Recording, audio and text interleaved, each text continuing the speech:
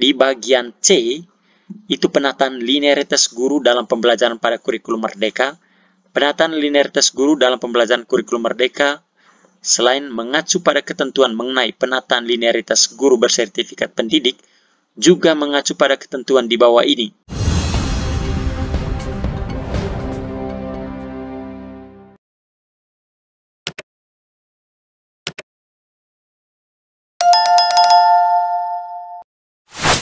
Salam dan bahagia Bapak Ibu guru hebat. Kali ini saya akan menjelaskan linearitas bahasa Inggris di sekolah dasar.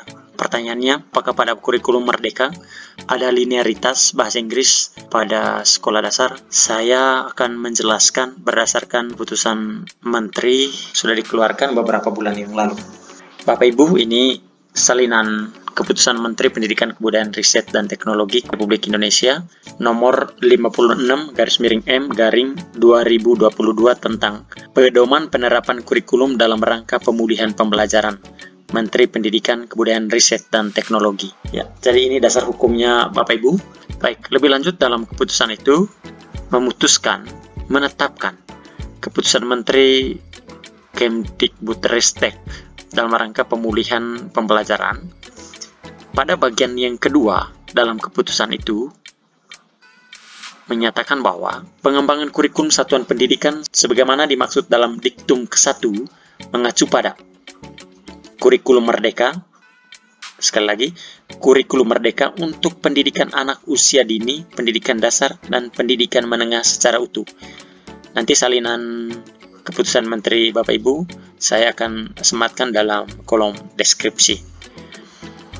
Dan lebih lanjut dalam keputusan itu di bagian yang ke-11, pelaksanaan kurikulum merdeka sebagaimana yang dimaksud dalam diktum kedua huruf C diberlakukan secara bertahap dengan ketentuan sebagai berikut.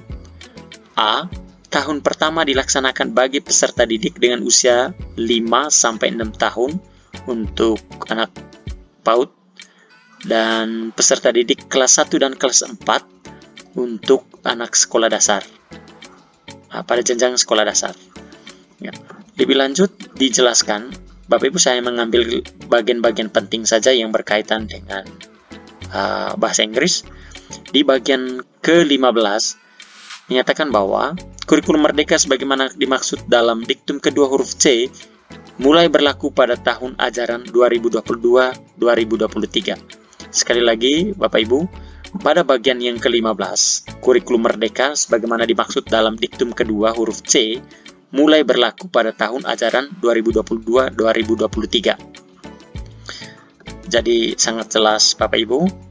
Dan pada bagian yang ke-16 memutuskan pada saat keputusan Menteri ini mulai berlaku, pada bagian A, Keputusan Menteri Pendidikan dan Kebudayaan nomor 719/P/2020 tentang pedoman pelaksanaan kurikulum pada satuan pendidikan dalam kondisi khusus, dan bagian B, ketentuan yang mengatur tentang kurikulum dan beban kerja guru serta linearitas pada program sekolah penggerak dan program sekolah menengah kejuruan pusat keunggulan dinyatakan dicabut dan dinyatakan tidak berlaku.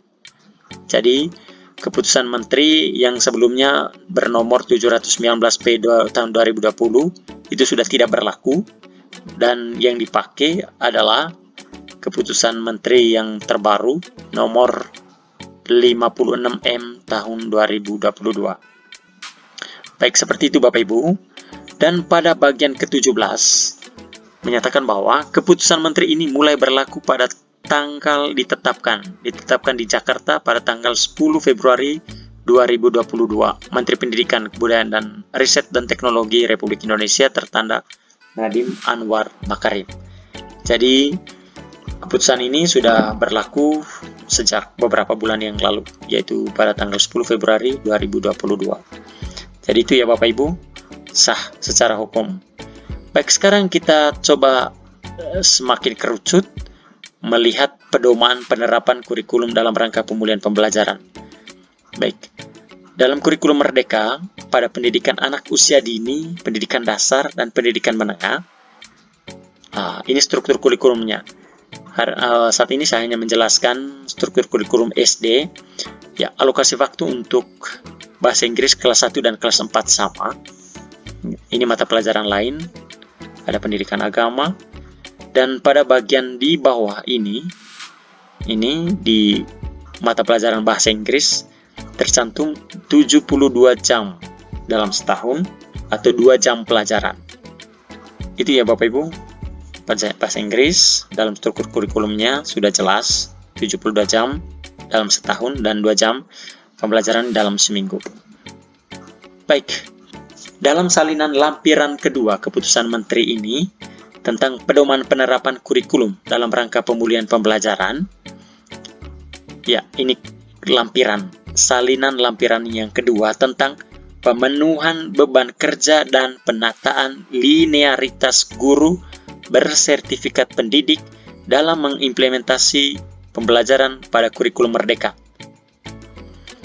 Jadi sangat jelas Bapak Ibu pada lampiran kedua yang ini, pemenuhan beban kerja dan penataan linearitas guru bersertifikat pendidik dalam implementasi pembelajaran pada kurikulum merdeka, menyatakan bahwa saya langsung ambil bagian intinya saja. Di bagian C, itu penataan linearitas guru dalam pembelajaran pada kurikulum merdeka. Penataan linearitas guru dalam pembelajaran kurikulum merdeka, selain mengacu pada ketentuan mengenai penataan linearitas guru bersertifikat pendidik, juga mengacu pada ketentuan di bawah ini. Saya ambil langsung bagian 8.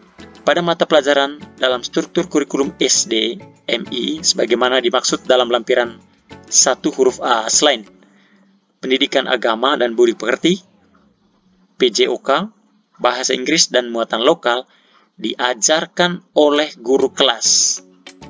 Ya, ingat ini Bapak Ibu, diajarkan oleh guru kelas.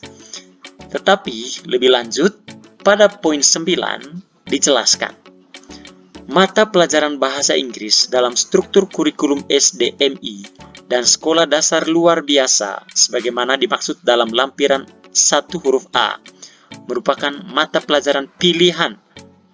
Ya, ingat ini Bapak Ibu.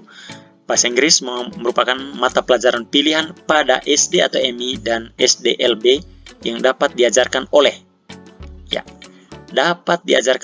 A. Guru kelas yang memiliki kompetensi bahasa Inggris. Bagian B, guru bahasa Inggris yang tersedia di SD, MI, dan SDLB yang bersangkutan. Pada bagian C, guru bahasa Inggris di SD, MI, atau SMP, dan sekolah menengah pertama terdekat yang ditugaskan dan diakui beban kerjanya. Ini ada pilihan yang terakhir, bahasa Inggris boleh diajarkan oleh mahasiswa yang masuk dalam program Merdeka Belajar Kampus Merdeka. Jadi, Bapak Ibu sudah jelas bahwa bahasa Inggris sudah linear di SD. Jadi, itu saja penjelasan saya. Mudah-mudahan penjelasan ini bermanfaat untuk Bapak Ibu. Untuk salinan keputusan Menteri ini, saya sematkan dalam linknya, disematkan dalam kolom deskripsi. Sekian dan sampai jumpa.